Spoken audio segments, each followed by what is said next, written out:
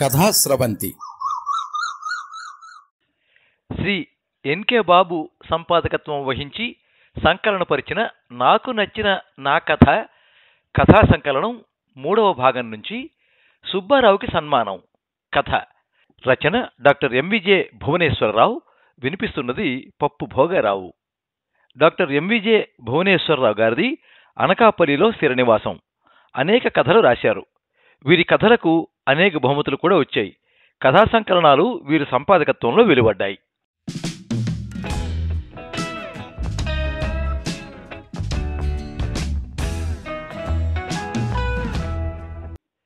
Peon సుబ్బారావుకి పోయే కాలం వచ్చింది. చేస్తున్న ఉద్యోగాన్ని వదిలేసి ఇంటికి పోవలసిన సమయం దగ్గర పడింది. 4 నెలలకు ముందే రిటైర్మెంట్ తర్వాత జీవితం చక్కగా కళ్ల ముందే కదలాడడంతో సుబ్బారావుకి కంటి నిండా నిద్ర కరువైంది. ఇల్లు కంటే ఆఫీస్ పదిలం అన్న విషయాన్ని బాగా వంట పట్టించుకున్నవాడు కావడంతో ఓ పట్టాన ఆ సుఖాన్ని వదులుకోవాల్సి రావడం వలన వచ్చే ఇబ్బందులు, కష్టాలు అన్నీ ఇన్ని కావని అర్థం చేసుకుని ఉండడం చేతను మనశ్శాంతిగా ఉండలేకపోతున్నాడు. ఇంటి దగ్గర టీ చేయమంటే కాంతం కెవ్వమంటుంది. కాంతం సుబ్బారావు తాళి కట్టిన కాదు ₹1,00,000 కట్నంగా ఇచ్చి కొనుక్కున్న వస్తువు. యజమాని కావడంతో నోరు మూసుకుని ఉండక తప్పదు కాబట్టి సైలెంట్గా కావలసినన్ని టీలు, కాఫీలు ఆఫీస్ క్యాంటీన్లోనే తాగి పారేస్తూ ఉంటాడు. ఇంట్లో ఏసీ కాదు కదా, కనీసం ఫ్యాన్ కూడా వేసుకోనివ్వదు కాంతం. అదే ఆఫీస్లోనైతే సెంట్రల్ ఏసీ హాయిగా పనిచేస్తుంది. కరెంటు బిల్లు పెరిగిపోతుందేమోననే భయం ఉండదు. కాంతం తిడుతుందేమోననే టెన్షన్ కూడా అసలు ఉండనే ఉండదు. పైగా ఇంట్లో ఉంటే ఏదో ఒక పని పురమాయిస్తూ ఉంటుంది. అదే ఆఫీస్లోనైతే లంచ్ అవర్లో మేనేజర్తో సహా అందరూ గురకలు తీస్తూ ఉంటారు కాబట్టి దర్జాగా నిద్రపోవచ్చు. ఎలా చూసినా ఆఫీసులో ఉండే సుఖం ఇంట్లో ఉండే అవకాశమే లేదని ఎరిగిన ప్రాణం కావడంతో గిజగిజలాడిపోతున్నాడు సుబ్బారావు. రిటైర్మెంట్ అయిపోయాక జీతం రాదు, పెన్షన్తో సర్దుకుపోవాల్సి వస్తుంది కాబట్టి రిటైర్మెంట్కు ససేమిరా అంటున్నాడు. ససేమిరా అన్నా కాశ్మోరా అని అరిచిగీ పెట్టిన చట్టం తన పని తాను చేసుకుపోతూ ఉంటుంది. కాబట్టి పోయే కాలం దగ్గర పడ్డాక తప్పదనేది సుబ్బారావుకి అర్థం కాకపోవడంతో నచ్చ చెప్పడానికి ఓ కమిటీని వేశాడు మేనేజర్ మహోపలింగం. ఆ కమిటీలో కవిరాజు కనకారావు, క్లర్క్ కామేశ్వరి, శుభ్రత పరిశుభ్రత ఇన్ఛార్జి బాతుల భాగ్యలక్ష్మి ముఖ్య సభ్యులుగా ఉండడంతో సుబ్బారావుకి పదవీ విరమణ కోసం ప్రిపేర్ కాక తప్పలేదు. 60 ఏళ్ళు వచ్చాక సాక్షాత్తు ఆ దేవదేవుడైన ఉద్యోగంలో ఉంటే గనక అవసరమైతే మెడ పట్టుకు బయటికి గెంటేస్తారనే సంగతి బాగా తెలిసి వచ్చేలా కౌన్సిలింగ్ ఇవ్వడంతో సుబ్బారావు తాపీగా ఉద్యోగ విరమణ జరిగే రోజు కోసం రోజులా కాకుండా కొంచెం మోజుగా ఎదురు చూడసాగాడు. ఉద్యోగ విరమణ రోజున జరిగే కార్యక్రమంలో అతి ముఖ్యమైన ఆకర్షణీయ అంశం ఏమిటంటే సన్మానంతో పాటు సన్మాన పత్రం సమర్పించడం. అది చాలా ప్రత్యేకంగా తయారు చేయబడుతుంది. దానిని రూపొందించాల్సింది కవిరాజు కనకారావే కావడంతోనూ, పైగా అతడి కమిటీలో సభ్యుడు కూడా అయి ఉండడంతోనూ ఈ అంశం మరింత ఆసక్తిగా మారింది. దీనికి కారణం సుబ్బారావు గురించి రాయడానికి పెద్ద విషయం ఏదీ లేకపోవడం అనేది నిష్ఠూర సత్యం. కనకారావుకి సుబ్బారావు రిటైర్మెంట్ ఒక తలనొప్పిగా తయారైంది. అదొక ప్రాణ సంకటంగానూ మారింది. నా గురించి బాగా రాయాలి కవిగారు అని తీయని హెచ్చరిక లాంటి మాటలతో ప్రాధేయపడుతున్నాడు సుబ్బారావు.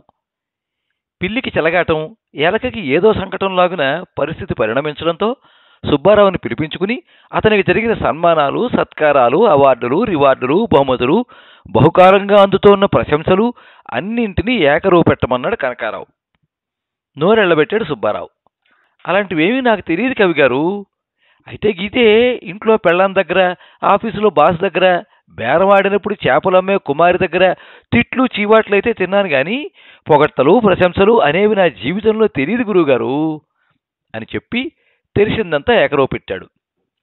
సన్మానపత్రం ఎలా రాయాలిరా భగవంతుడా అని మరోసారి తలపట్టుకున్నాడు కనకారావు. కనీసం నీ బాల్యం, విద్యాభ్యాసం, ఉన్నత విద్య, కళాశాల విద్య ఎక్కడ తగలడిందో అదేనే చెప్పరా నాయనా గడ్డం పట్టుకుని బతిమలాడాడు.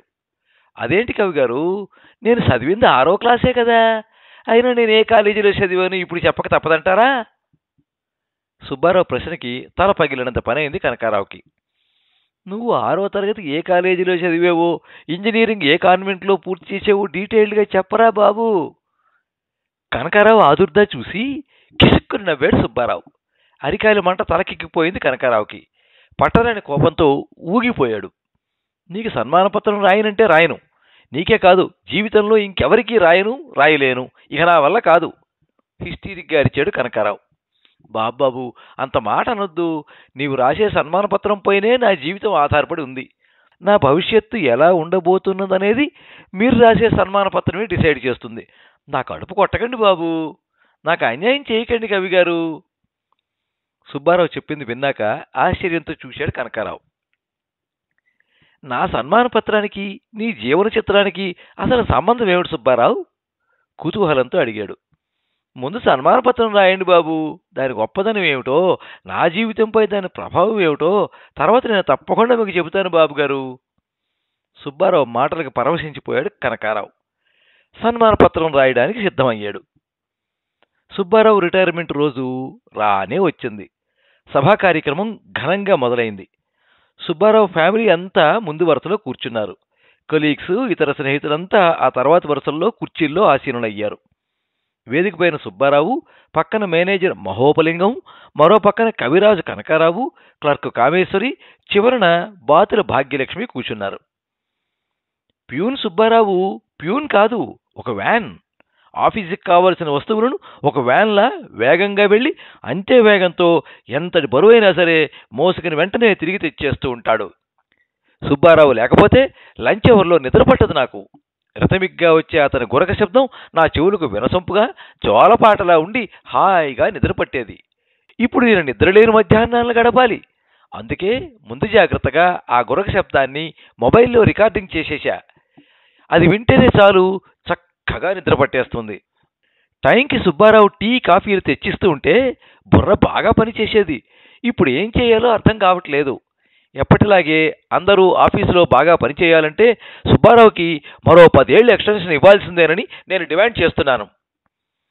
మేనేజర్ గారు ఎప్పుడు సెలవు పెడతారో, ఎప్పుడు లేటుగా వస్తారో, ఎప్పుడు ఎర్లీగా వెళ్ళిపోతారో, మేనేజర్ గారి భార్య మేనేజర్ని ఎలా తంతుందో, ఎంతలా తిడుతుందో అన్నీ ఎప్పటికప్పుడు వాట్సాప్ రికార్డింగ్లు వచ్చేసేవి. సుబ్బారావు లేకపోతే ఇవన్నీ ఎవరు చెప్తారు? మాకు టైంపాస్ ఎలాగవుతుంది? అందరం సమిష్టిగా ఖర్చులు భరించైనా సరే సుబ్బారావుని మరి కొన్నాళ్ల పాటు ఉంచుకోవడం మంచిదని నా సలహా. ఊకతంపుడు ఉపన్యాసాలు ఇలా కొనసాగుతుండడం, సుబ్బారావు చేస్తున్న పాపపు పనులు స్పష్టంగా తెలిసిపోవడంతో ఉగ్ర నరసింహుడు అయిపోయాడు మేనేజర్ మహోపలింగం. ఆవేశంతో తెగ ఊగిపోయాడు. సుబ్బారావు వైపు కోపంతో కొరకొర కరిచేసేలా చూశాడు. చివరి అంశం, సుబ్బారావును సన్మానిస్తూ సన్మాన పత్రాన్ని చదవటం.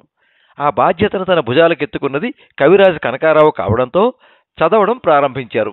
ఓబులేసు అప్పల నరసమ్మ పుణ్య దంపతుల 33వ సంతానంగా జన్మించిన సుబ్బారావు అనే మీరు, అఆల నుండి హాళాల వరకు సాయంకాలపు వయోజన పాఠశాలలో చదివిన మీరు, అంచెలంచెలుగా ఎన్నో నిద్రలేని రాత్రులు గడిపి పెద్ద బాల శిక్షలోని కొన్ని చిన్న చిన్న పేజీలను చదివి 6వ తరగతి దాకా చదువుకుంటూ వచ్చేసిన మీరు, మీ తండ్రి గారైన ఓబులేసి గారి ఆకస్మిక మద్యపాన మరణంతో ఖాళీ అయిన ఈ ప్యూన్ ఉద్యోగంలోకి వచ్చి చేరడం, 33 తోబుట్టువులందరిలో ముందుగా అందుకు మీరే సిద్ధపడి ఎంపిక కావడం మీ ప్రాప్త కాలజ్ఞతకు, అపర మేధావితనానికి మచ్చు తొనకే అని చెప్పక తప్పదు. ఆఫీసునే ఇల్లుగా మార్చుకుని ఇంటి నుండి భోజనం క్యారియర్ తీసుకురాకుండా అందరి కోసం తెచ్చే టీ, కాఫీలలో నుండి కొంత మిగుల్చుకుని వాళ్ళందరి క్యారియర్లలోని భోజనం, కూర, చారులను సైతం ప్రతి పూట కొంచెం కొంచెం పంచుకుని ఇక్కడే పడి ఉంటూ, ఇక్కడే మధ్యాహ్నం పూట పడుకుంటూ, జీతం మొత్తం ఇంట్లో వాళ్ళకే వదిలేస్తూ, కేవలం లంచాలు వస్తే దాంతోనే ఖర్చులను సర్దుకుంటూ, అంకిత భావంతో, అంతఃకరణ శుద్ధితో, అవినీతితో, అయోమయంతో ఉద్యోగ బాధ్యతలు నిర్వర్తిస్తూ ఉన్న మీ ఉద్యోగ విరమణానంతర జీవితం ఆనందంగా, ఆహ్లాదంగా, ఆరోగ్యంగా, ఆడంబరంగా సాగిపోవాలని నీ సహోద్యోగులైన మేమంతా కోరుకుంటున్నాం. సభంతా చప్పట్లతో మారుమ్రోగింది. సుబ్బారావు మాత్రం కవిరాజు కనకారావు వైపు చూస్తూ అగ్నివర్షం కురిపించాడు. కనకారావు కంగారు పడ్డాడు. సుబ్బారావు ఊరుకోలేదు. ఏందయ్యా కవి, 4 మంచి మాటలు నువ్వు రాస్తే 4 మంచి మాటలు నలుగురు నా గురించి చెప్తే నా కుటుంబ సభ్యుల ముందు నాకు గర్వంగా ఉంటుంది కదా అని నిన్ను బ్రతిమలాడుకున్నా.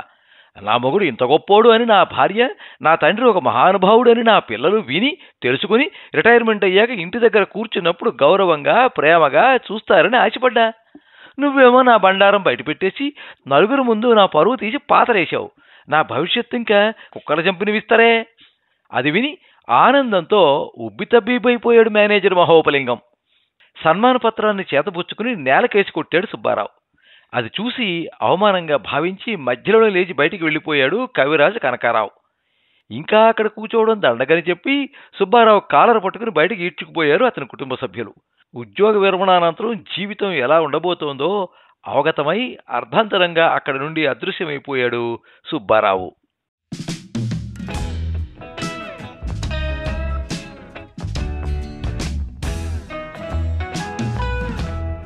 మీరింతవరకు సుబ్బారావుకి సన్మానం కథ విన్నారు.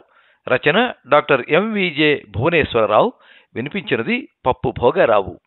ఈ వీడియోని లైక్ చేయండి, మీ మిత్రులందరికీ షేర్ చేయండి. ఇలాంటి మరిన్ని మంచి కథలు వినిపించడానికి ఈ ఛానల్ని సబ్స్క్రైబ్ చేసుకోండి. పక్కనే ఉండే బెల్ ఐకాన్ని క్లిక్ చేస్తే ఇలా అప్లోడ్ చేసే వీడియోల వివరాలన్నీ కూడా మీకు ఎప్పటికప్పుడు నోటిఫికేషన్ ద్వారా తెలుస్తాయి. ఎప్పుడు మీ అభిమానాన్ని కోరుకునే పప్పు భోగారావు. సర్వే జనాః సుఖినో భవంతు. కథా స్రవంతి.